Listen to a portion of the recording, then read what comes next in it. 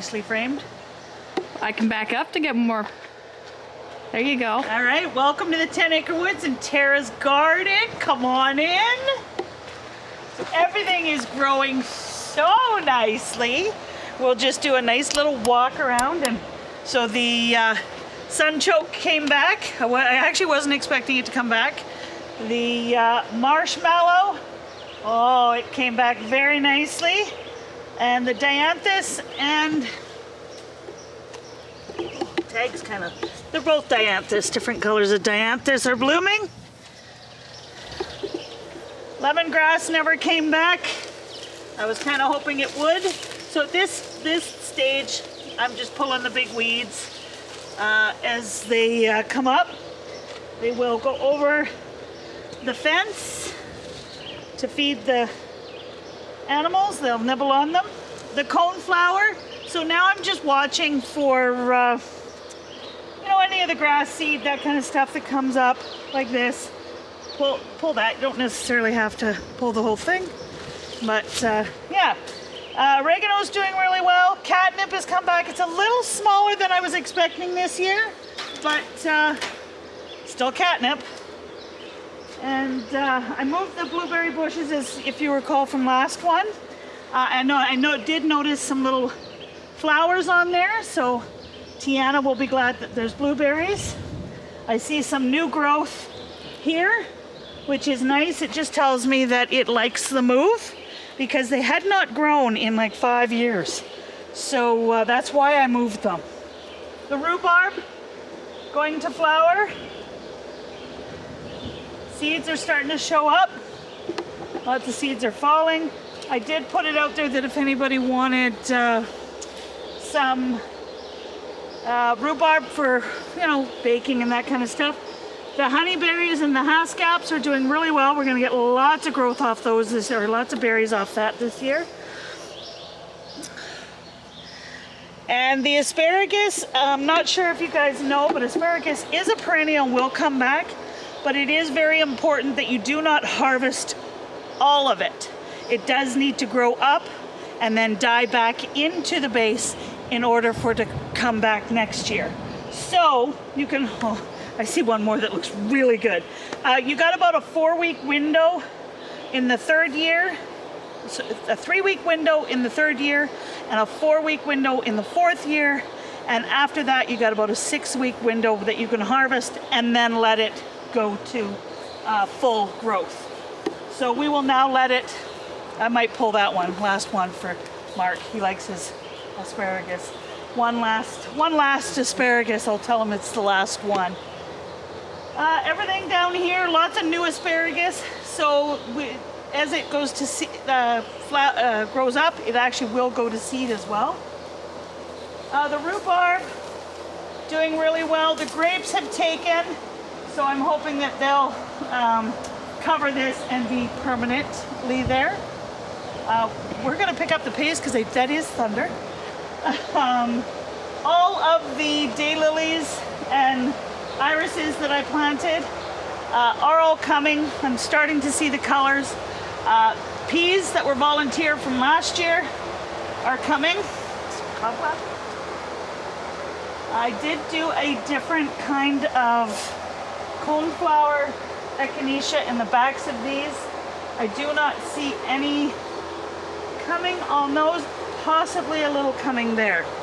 Very tiny, can't quite see it yet. It kind of looks like this. This is another variety. So nice little tiny ones. So as people come and want out of the garden, I will actually pull out of here to sell. Instead of putting it in pots, this will just allow it to be healthier. We do not need, these are not daylilies. These are allium, but if you can actually eat allium. Oh, it's a garlic, like it's a really good chive, actually. I should have kept that whole and taken it in.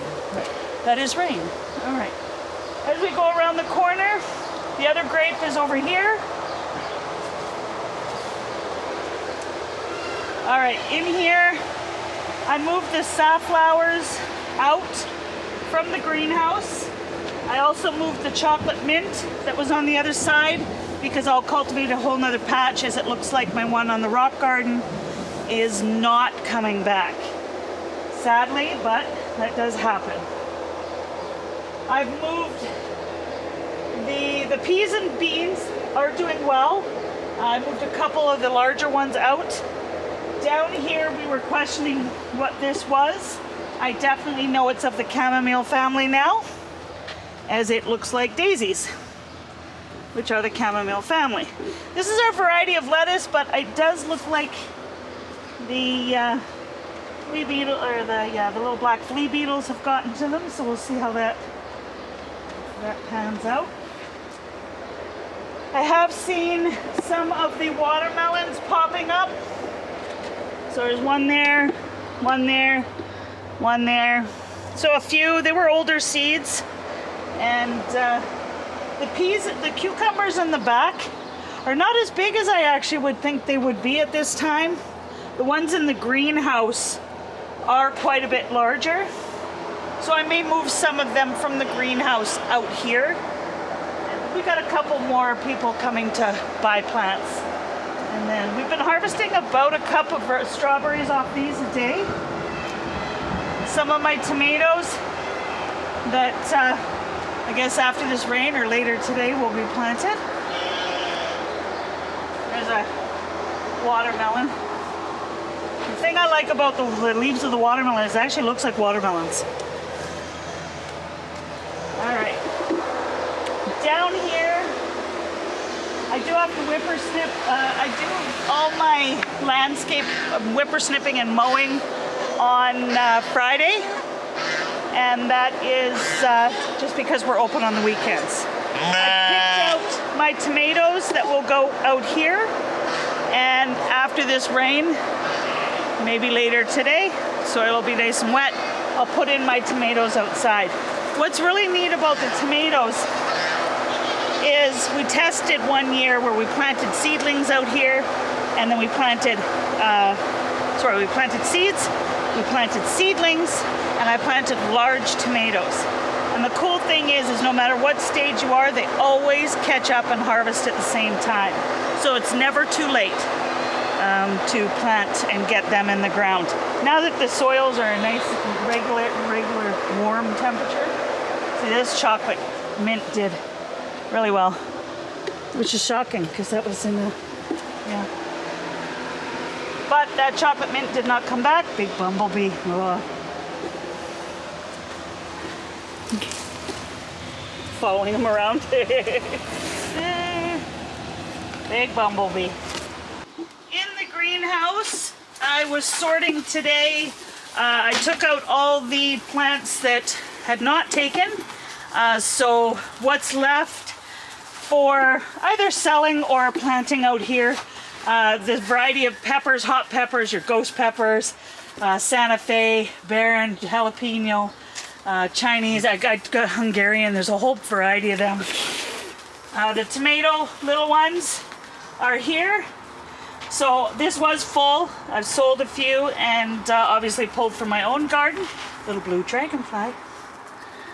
Little blue dragonfly. We often have to save them out of the greenhouse. More of the tomatoes. What I like about doing them out here is they are short and strong, which is nice. They're not long and skinny. This one didn't do too well. I see a little bit of the basil coming, couple dill, but I think it was too hot. I should have put them in a cooler spot. But that's the herb area and whatnot. So of course I cleaned it out and sold a few out of there. I took all the large Jean-Claude pumpkins and they're in here. I like a longer season with pumpkins so that we can get them bigger, and they just kind of take over space in the garden. So I'm gonna grow these up and over, and these are gonna go up and over this way. So the back is all the giant pumpkins, and then I've got a variety of cucumbers. I took the tall ones that were getting too tall for here and starting to grab, and I'll put them down there, and then they can grow up and over. I found that the greenhouse we had way back in 2003, 2004, the cucumbers and pickles and beans did really well in the greenhouse I had, which was very similar to this. So a few left to sell. And if what we don't sell, we'll put in the garden and grow for the animals. Either way, hollyhocks. I've actually got a lady coming later tonight. She's gonna pick a bunch of hollyhocks. And then the tiny, tiny tomatoes that looked like they were getting a little hot on that side got put on this side. And my bell peppers, I just moved from here and kind of rearranged things out here. And yeah, so we water this once a day. Don't get stuck. And I'll have to set them free. Okay, I'm gonna turn the fan back on. Okay.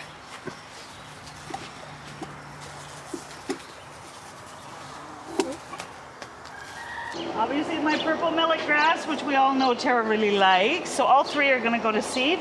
These are the sunflowers. They're loving it out here. And I'm gonna love them.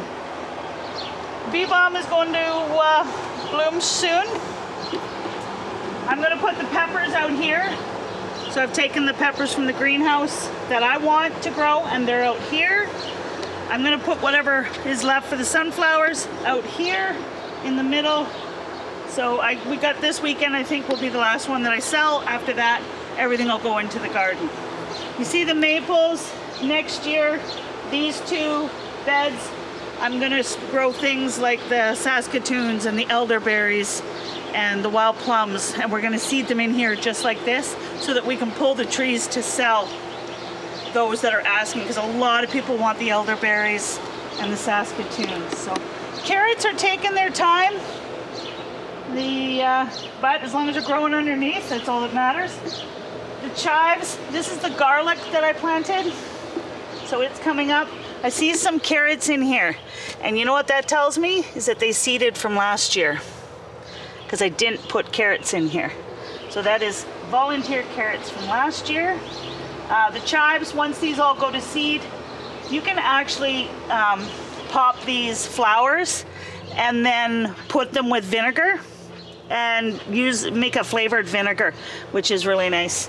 But we do use a lot of chives in cooking, and so I'll make a very large patch. I have those chives and those chives over there.